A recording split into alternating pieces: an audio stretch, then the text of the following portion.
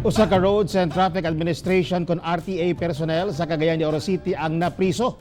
Atong sayang kung ano, pinaagi sa live report ni Cyril Chavez. Cyril! Yastek tanggong sa prisuhan ang maong personahe, human nga nangilkil kuno sa iyang gitikitang motorista.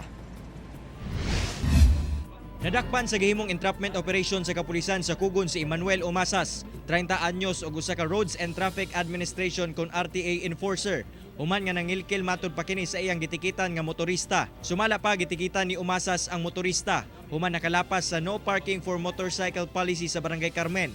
Apan inay ipadayon ang pagproseso sa violation. Nangayo naman hinuon kuno kini og kwarta sa motorista aron iyang bawion ang tiket. Busa gilayong nangayo og tabang ang motorista ngadto sa kapulisan ug gilayong nadakpan si Umasas. Consummated yun maong transaksyon nga sa usa ka complainant nga iyang gipangayuan og 500 pesos. Apan gipanghimakak ni Umasas ang pasangil. Matud niya, giatagan kuno niya og pabor ang motoristang og pasayloon sa traffic violation niini. Natingala na lang kuno siya nga duna na di ay marked money nga nakaipit sa ticket violation nga giuli sa biktima ngadto kaniya. Tingon siya, adto police station. Hawiri ang kwarta, hawiri. Unsa may kwan, di ko mohawid sir, ano ko. Unsa man, pusasan ka na mo o hawiran nimo. So, napugos ko sir.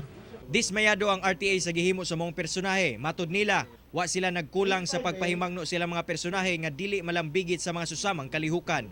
Kung kami sa may organisasyon sa RTA, hindi kami nagkulang sa pagsabi sa kanila na sa pag-remind sa kanila to do what is right and to respect ang ating mga ano dyan. Karon, napasaka na ngadto sa korte ang kasong robbery extortion case batok kang Umasas. Ginapaabot na lang karon sa RTA ang papel gikan sa korte o sa kapulisan aron ilahang malihok ang pagpatanggal silang hanay niini nga suspetsado subay na sab kini silang one strike policy. Tek.